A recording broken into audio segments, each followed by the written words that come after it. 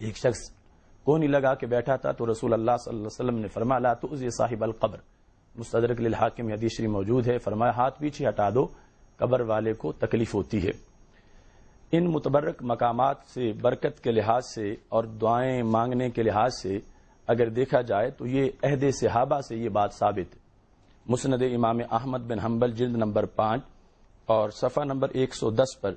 حدیث نمبر 14617 ہے جی، جس میں حضرت جابر رضی اللہ تعالی عنہ نے اپنا ایک عمل بتایا، جو مشہور صحابی ہیں۔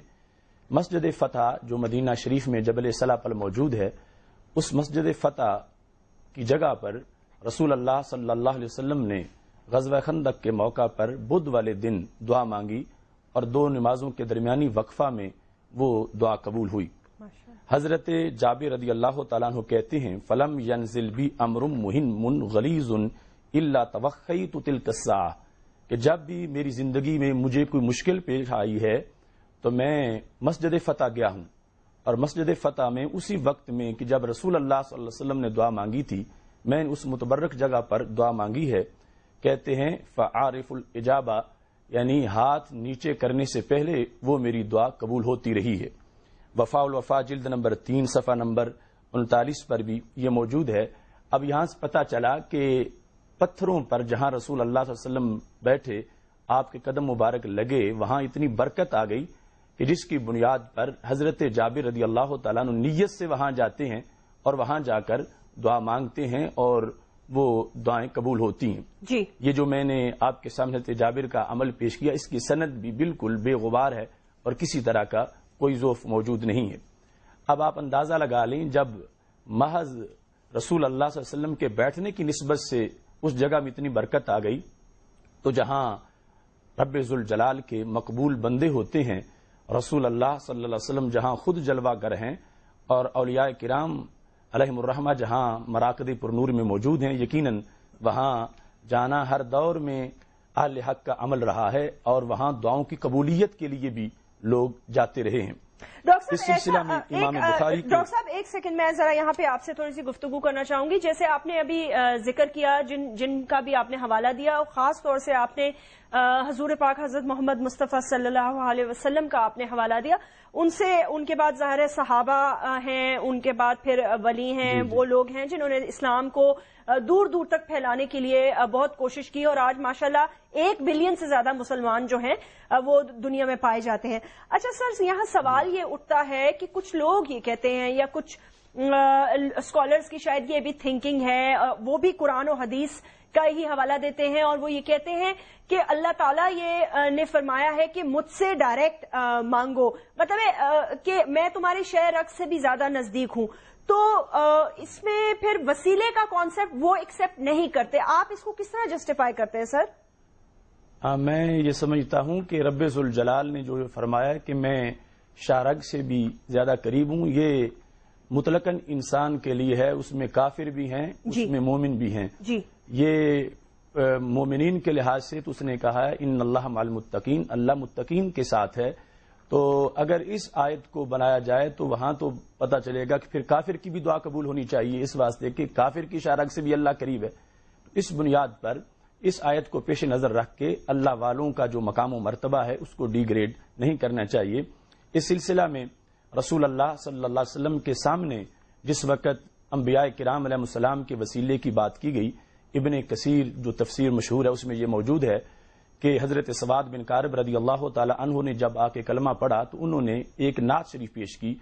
اس میں انہوں نے کہا اشہد انک ادنی المرسلین الی اللہ وسیلۃ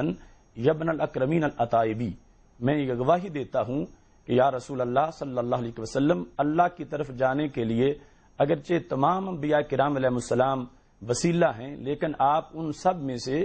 قریب ترین کا وسیلہ ہے۔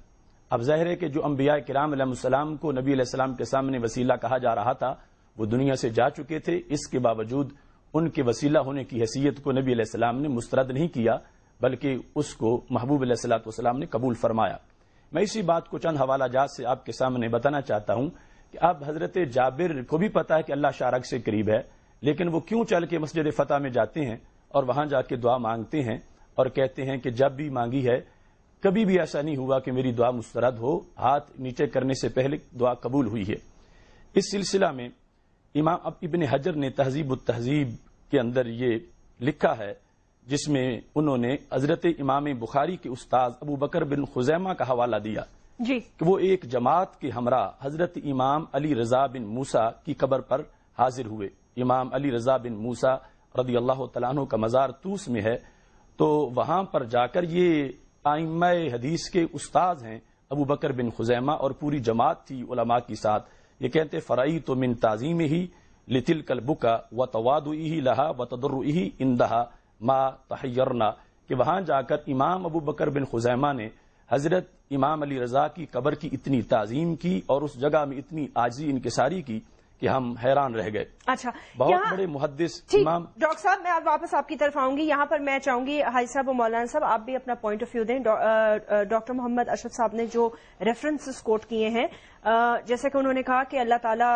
نے فرمایا ہے پروردگار نے کہ میں تمہاری شاہ رق سے بھی قریب ہوں، جیسے میں نے یہ کہا کہ قرآن پاک میں